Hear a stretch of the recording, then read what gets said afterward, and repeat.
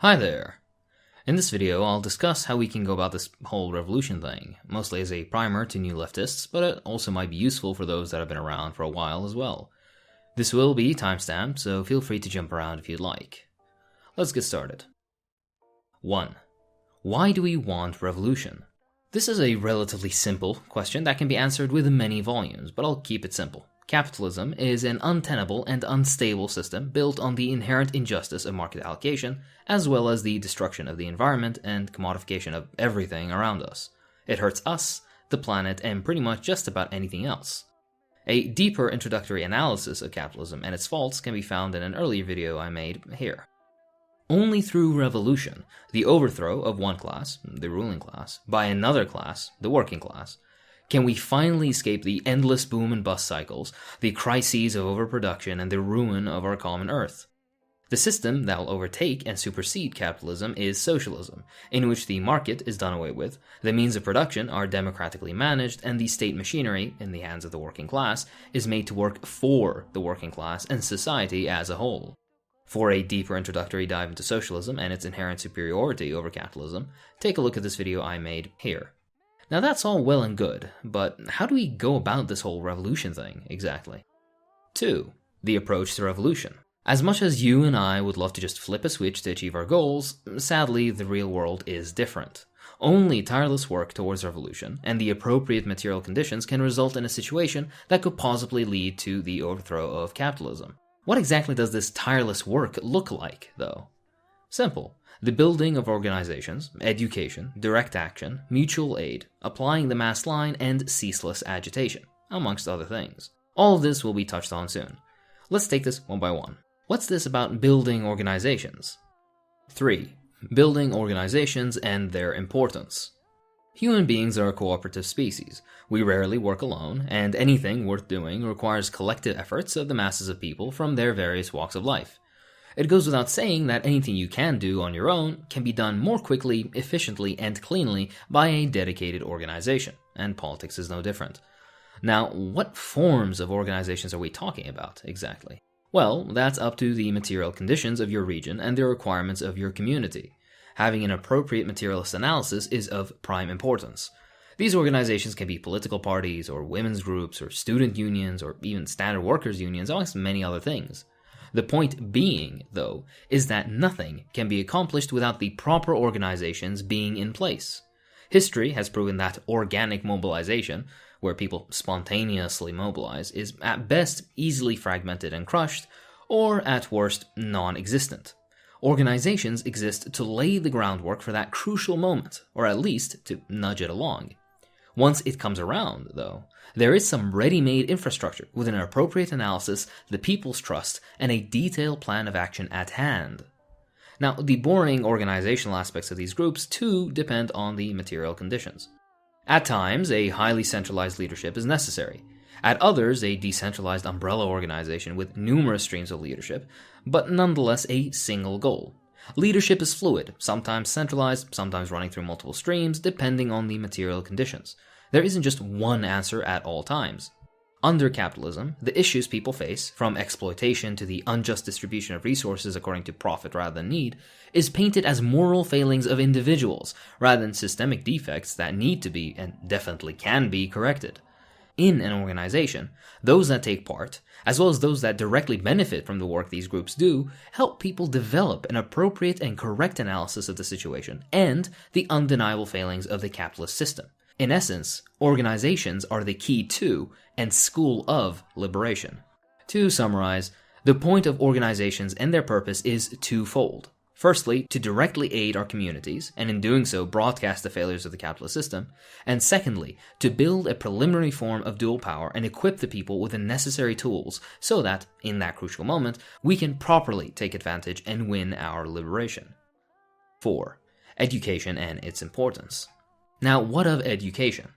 This doesn't mean only reading theory, although that is of paramount importance too. It also means organic education through organizing, be it understandings of legal frameworks, public relations, basic medical knowledge, and computer know-how. The reason theory is important is because it is a guide to action.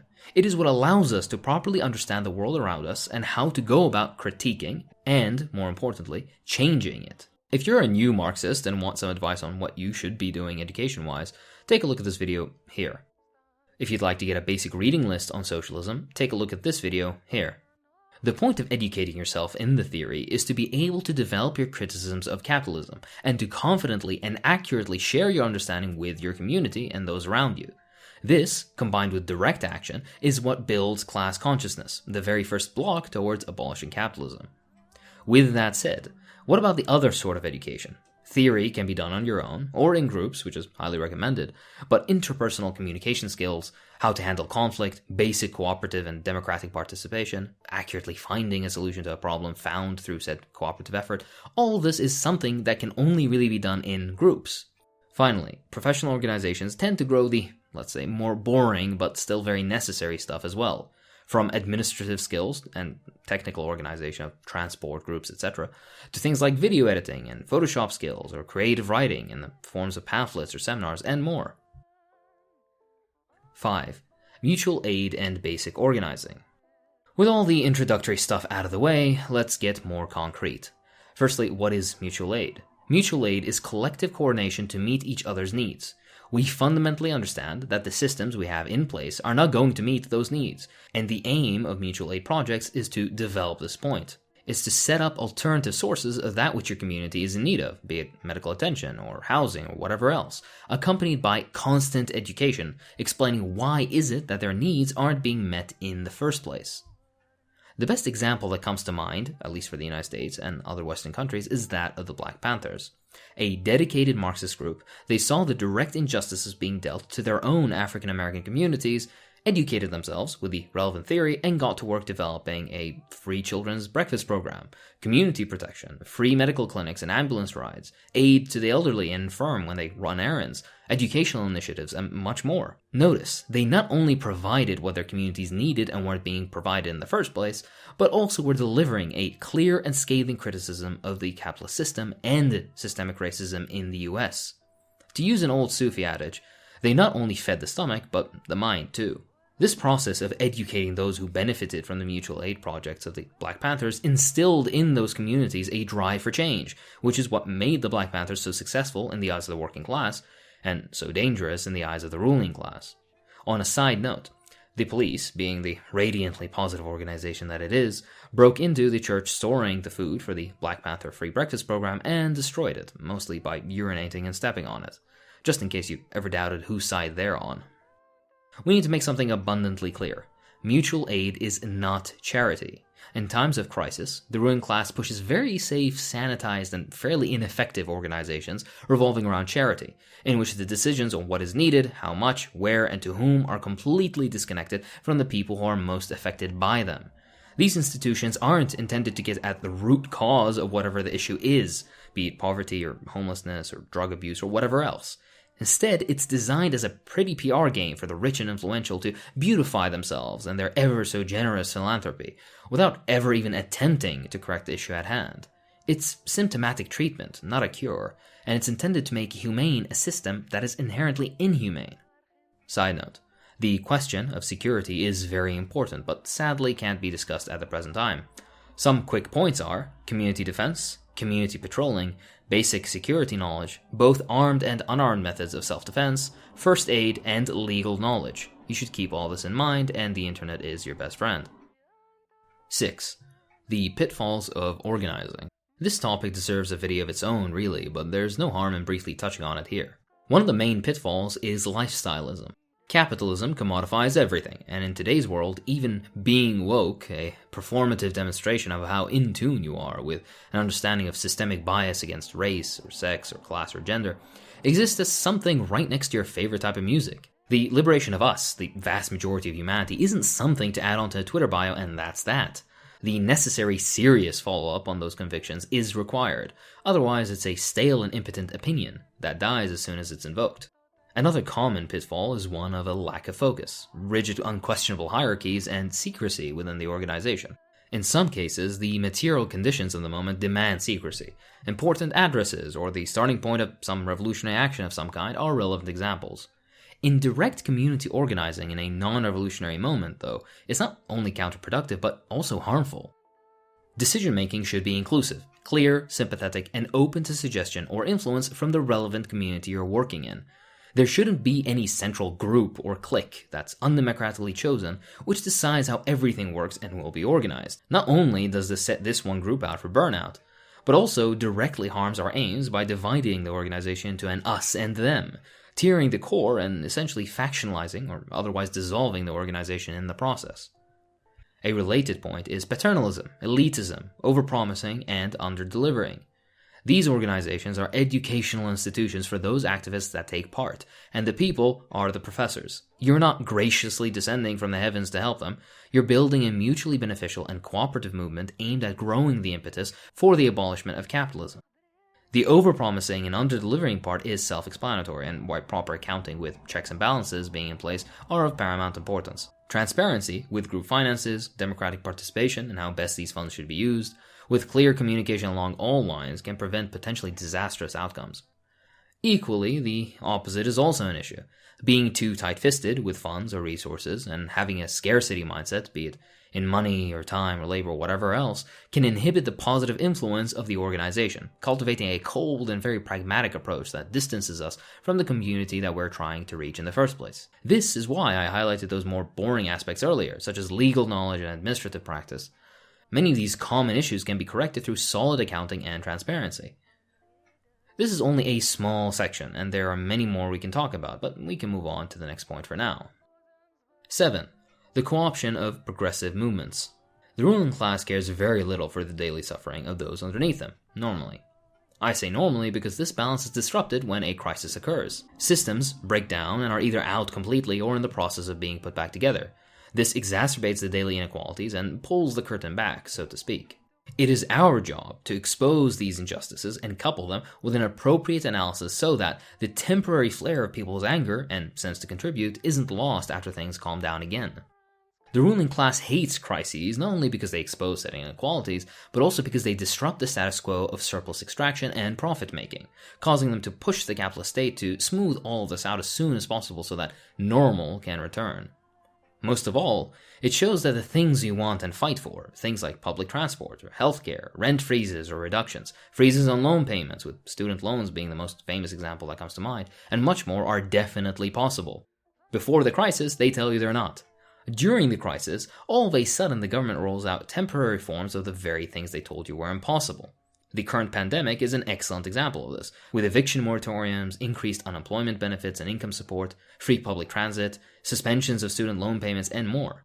This is in no way all-encompassing or even adequate, but it shows that it is possible, given the right sort of impulse. Mutual aid, direct organizing, and a proper political program can build that impulse.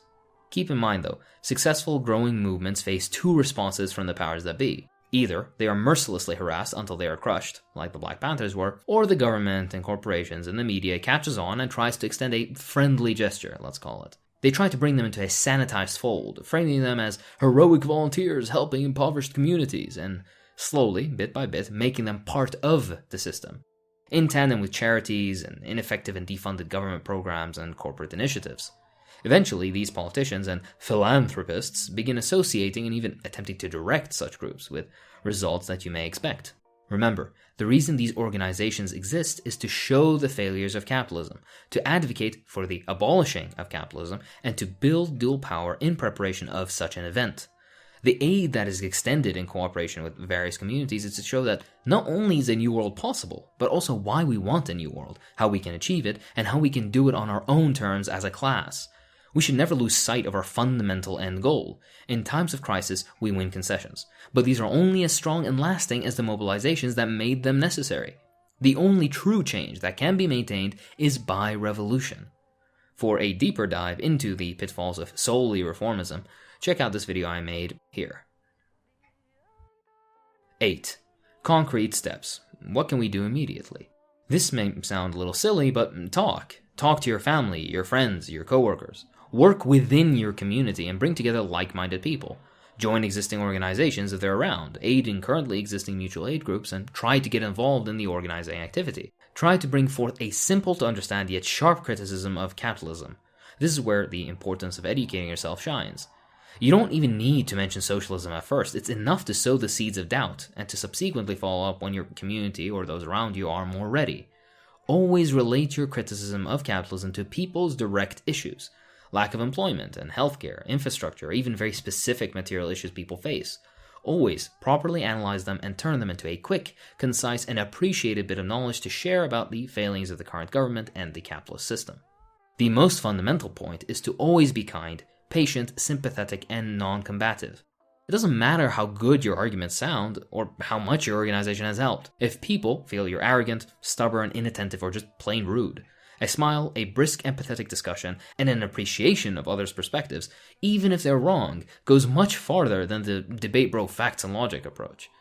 Be kind, patient, and discuss with empathy. That's how we get people on our side. If you do your job right and convey the message appropriately, there's no way they'll reject you, as the things we want are directly in their and our interests. Now, suppose you have a bunch of people together. You're motivated, dedicated, educated, and ready to help. What's the next step? Your best bet is to start small. After your attempts at forming a basic political program, you'll need to find out what exactly is needed by your community. How exactly do you find this out, though?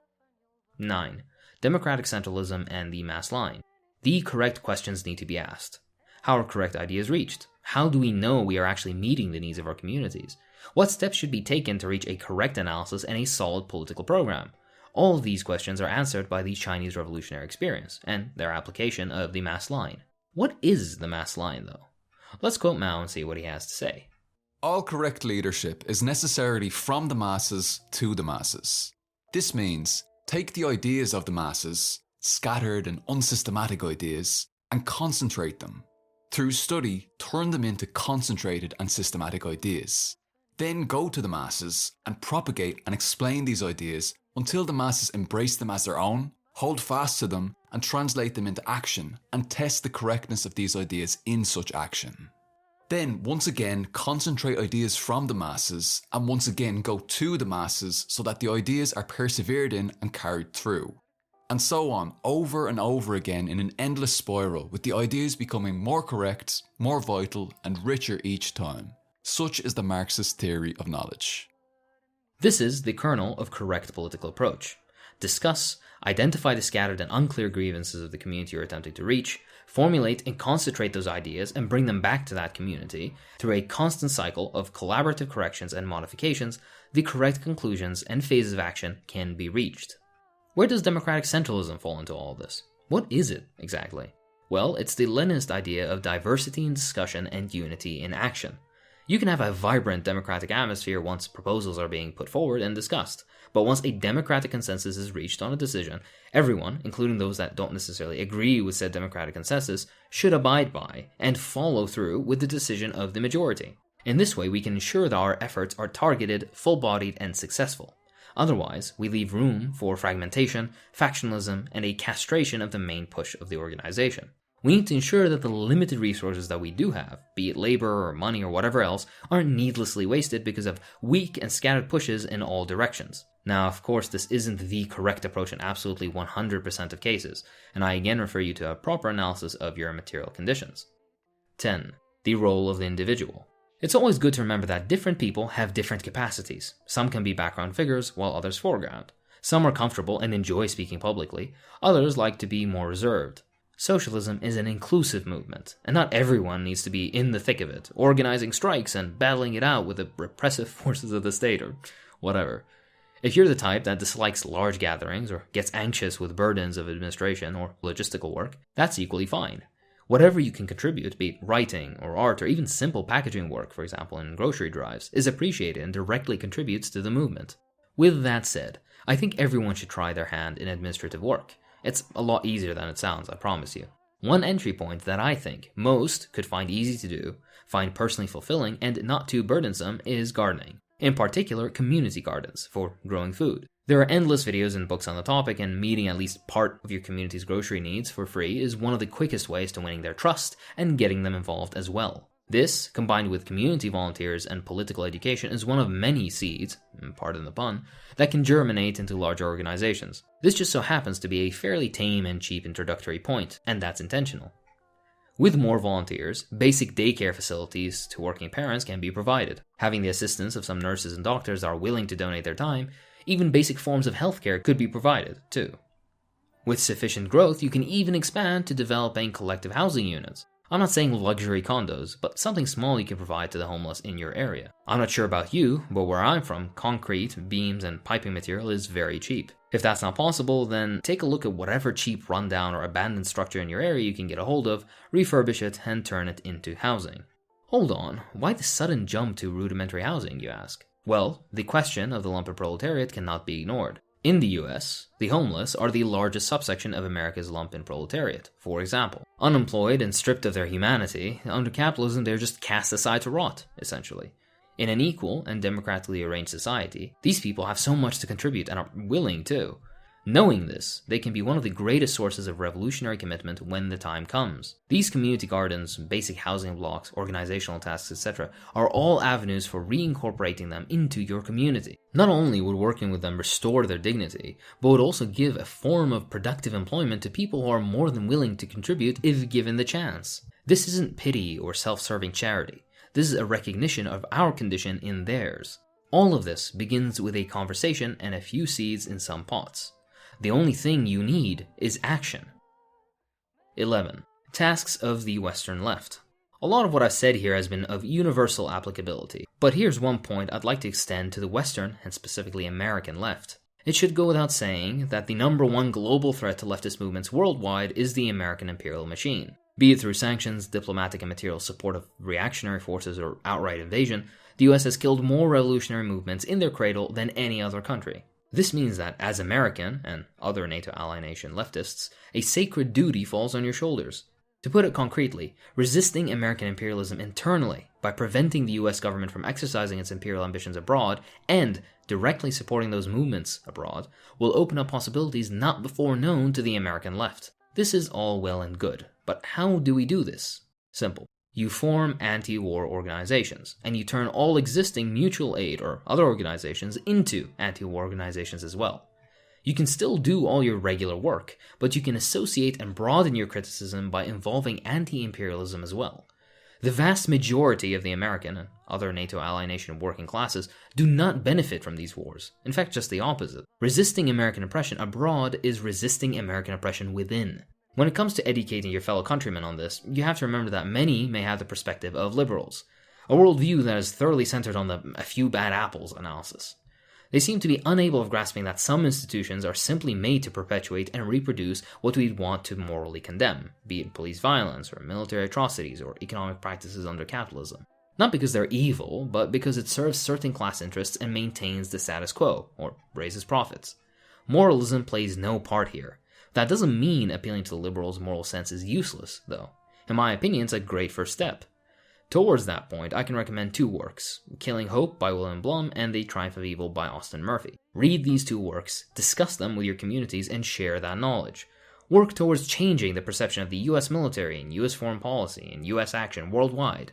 I get that must be very difficult in such a highly militarized country, but your work now, if successful, will save countless lives down the road. Related actions can be educating yourself and others on movements abroad, raising money and materiel for them, whatever they require or advertise through their above-ground organizations, like in, for example, the Philippines, protesting US actions against them, and even sabotage if the movement within your country is mature enough. The Black Panthers directly supported countless movements abroad, and in turn got support as well. Conclusion. This may have been an unnecessarily long video, but I hope it helps give at least a general picture of our approach. This isn't a step-by-step guide to revolution, but more of a primer to the very first blocks you can put in